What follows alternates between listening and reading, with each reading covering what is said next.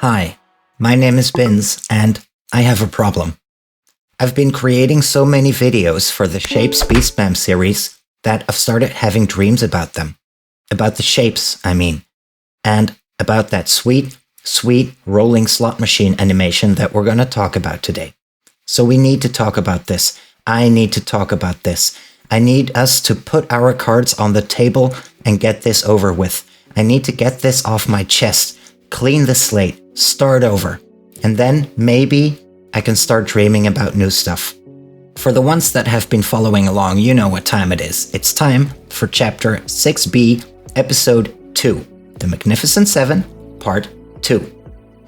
Now, last episode, I did hear myself say that I spent way too much time and effort to build these displays, and the reason for it may become apparent if we take a slow motion look at one of those sequences. So I'm going to disable auto mode, which will make the machine start searching for a shape that I have at the ready. And now let's pause the game, move ahead one frame at a time, and tell me what you notice about it. What do you observe? Well, first of all, the shapes rotate and change color. Those two are pretty noticeable. But notice anything else? Well, look at the colors more closely. They are not the ones of the actual input shape. And there's more to it. Firstly, every layer has a different color compared to each other, but each individual layer has only one color for the entire layer. Good. You notice anything else? How about the color sequence moves from left to right like a Mexican wave? And how about the fact that over time, the shape actually changes? Because it does. Look at it. It changes. And moreover, the shape we see on screen is based on the input shape. The input shape consists of regular and reversed windmills, and so do the shapes of our slot machines. But let me switch it up. If I change the input to the same thing with only circles, we'll see that the slot machine shapes consist of those somehow. So the displays have a shape that is based on the source shape, but it isn't the source shape, in case you hadn't noticed that yet. Then, over the course of its search, it switches over to different variants that are equally based on the source shape, but still aren't the source shape, all while rotating and alternating in color, performing cute little waves from left to right. Oh, and then of course there's that victory sequence where the pieces make a cute little twirl at the end before they lock in. So, what is all of this magic? Well, they say a good magician never reveals his secrets. Then again, I never claimed I was a magician, let alone a good one. So this is your lucky day. Let's have a look. And we're gonna start with the source input for all of this.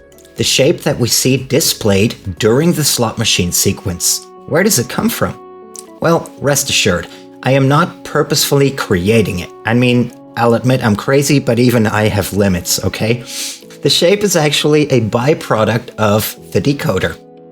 As you know, the BEASTMAM tries to piece together all kinds of floating piece combinations through which it cycles, and those pieces get presented to the validator module, which stacks them and sees if there's a match with the input. This means that as long as the validator doesn't find a match, it'll spit out all kinds of shapes that, per definition, are not the solution. But they do contain all, or at least most, of the quadrants found in the source shape. Aha! So that's our point of departure. Let's go to the validator and observe it together. There we are. So on the leftmost output of the validator, I simply put this virtual smelter unit that smelts whatever comes out of the validator. And that is the source signal.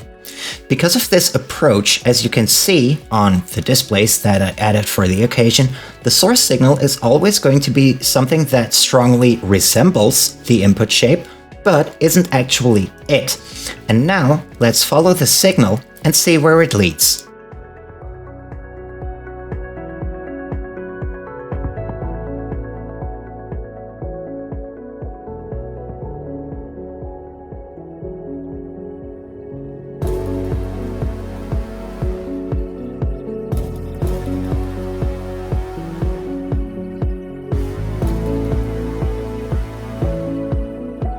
Oh, let's make a quick pit stop right here. This transistor is connected to the smelt type code shape, or at least its wire. The smelt type code shape is one of the various criteria that we can use to determine whether the decoder has found a solution or not yet.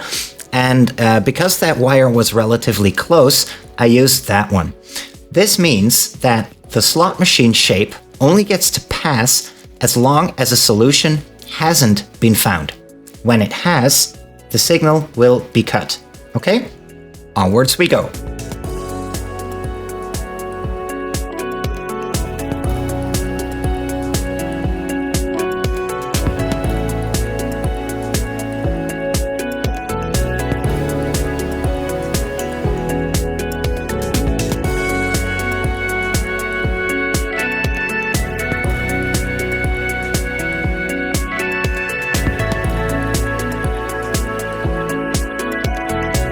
Jesus, that was quite the trip, wasn't it? But here we are. This is the part of the factory that's in charge of providing the slot machine-like effect. It will take the input shape and apply both the color cycler effect and the rotation to it. Currently, there is no incoming signal, meaning that the factory is in a stage where it has found a solution. While it is in that state, you see that the NOT gate right here generates a 1 signal on this purple wire. But when a shape does come in, the NOT gate will remove that signal. That will trigger this other NOT gate, which will trigger the gray color. Look at this.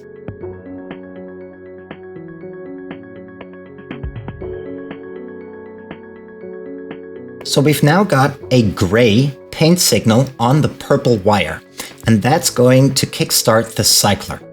The gray signal will do two things. Firstly, it flips the NOT gate again, disabling the gray signal within 2 ticks, and secondly, it will trigger this comparing unit, which will emit a red signal also within 2 ticks. And you can see that the comparing unit next to it, which will check for red, will trigger yellow on the wire. And yellow triggers green, green triggers cyan, and so on, until white triggers gray again, and the cycle repeats. Because each color is triggered 2 ticks after the previous one, I purposefully delay the color inputs of each layer to the virtual layer painter with 2 ticks compared to the layer below as well. And that's how we make this color cycler, which creates this uplifting kind of effect. Every 2 ticks, each color moves up a layer in the shape, and the bottom layer gets painted a new color. When the decoder finds a solution, we want to halt this sequence again. So, when the orange wire becomes empty, the NOT gate will trigger and sustain the 1 signal again, creating immediate conflict on the purple wire and thus halting the color sequence. Alright, so that's the color cycler. Now, let's scooch over to the right, where we see that the very same NOT gate also triggers a similar setup, but this time with 4 color values. In turn, the color values on the green wire match with the rest of the comparing units on the right, and those will generate the rotation of this shape.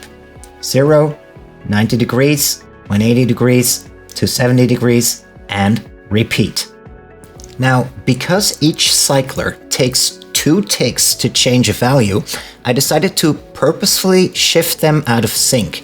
This way, on the blue output wire, we now get an occurrence on every tick.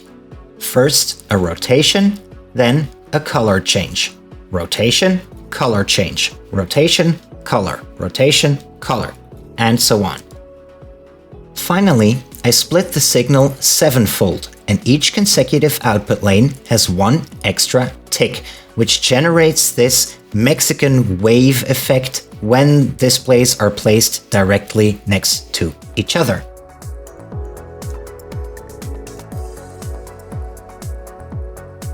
Awesome, right? Now, I totally get it if this aesthetic is not your cup of tea, but let me tell you that for me, well, it tickles my retinas in a quite pleasant way. So that's the part of the slot machine effect. Now, let's look at the specific animation we get at the point in time when a solution is found. This little color twirl that the pieces make before they get their final visualization on the displays. Last video, we spoke about where those signals come from, so we don't need to talk about that anymore.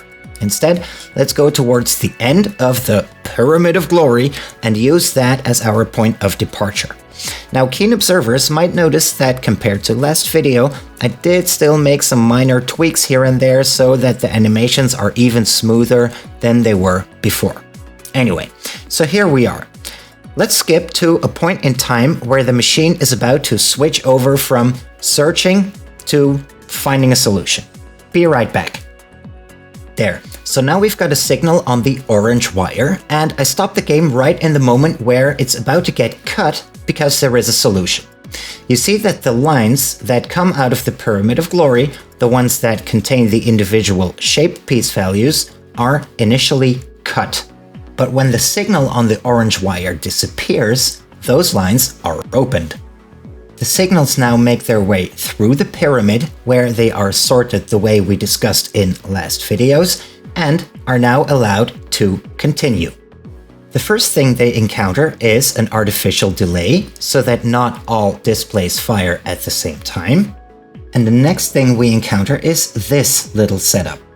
To be honest, I don't know if I actually need it, but what it does is block any signal that doesn't stay constant for at least 8 ticks.